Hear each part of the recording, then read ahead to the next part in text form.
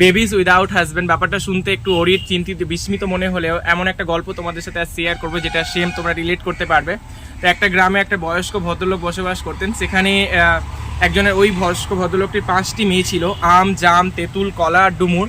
তো when girls, যখন তাদের মেয়েগুলো মানে বয়স হলো, তার বাবা খুব চিন্তিত থাকতেন তাদের বিবাহ নিয়ে। তাদেরকে ডেকে একদিন জিজ্ঞেস করলেন যে which type of husband they want, তারা কীভাবে কী ধরনের হাজব্যান্ড চায়। তো সব নিজের ইচ্ছেগুলো প্রকাশ করলো। তখন যে কলা বলে মেয়েটা ছিল, ব্যানানা মেয়েটা, সে বলল, I don't want a husband but I want become a mother. So গল্পের মতো সে অন্যান্য বোনেদের বিবাহ হয়ে গেল, কিন্তু তাদের এতগুলো সন্তান হলো যে তাদের হাজব্যান্ড ছেড়ে তাদের পালিয়ে গেল। দেন তাদের নেক্সট লাইফে তাদের অন্যান্য সমস্ত বোনকে পৃথিবীতে পাঠানো হলো, যেমন আম, জাম, তেঁতুল। তো তাদের যে ফ্রুটসগুলো হয়, তাদের পূর্ব জন্মের সেই ফলগুলোই তাদের কিন্তু বেসিক্যালি তাদের ফ্রুটসগুলো তাদের সন্তান। কিন্তু কলার যেহেতু বিবাহ হয়নি, কিন্তু তার ইচ্ছে ছিল মা, মানে সন্তান মা হওয়ার।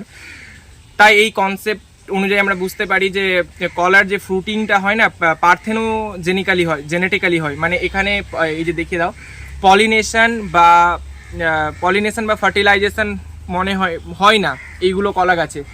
ন্যাচারালি এটা সিডলেস কলা উৎপাদন হয়। আর পার্থেনোকার্পিক বলতে বোঝানো হয় সেটাই যে সিডলেস ফ্রুট উৎপাদনকে। এখানে পলিনেশন বা ফার্টিলাইজেশনের প্রয়োজন নয়।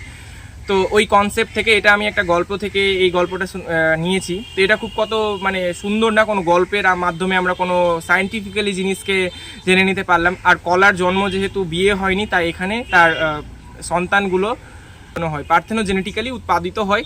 তাই কলা একটা পার্থেনোকার্পিক ফ্রুটস। তো এটাই।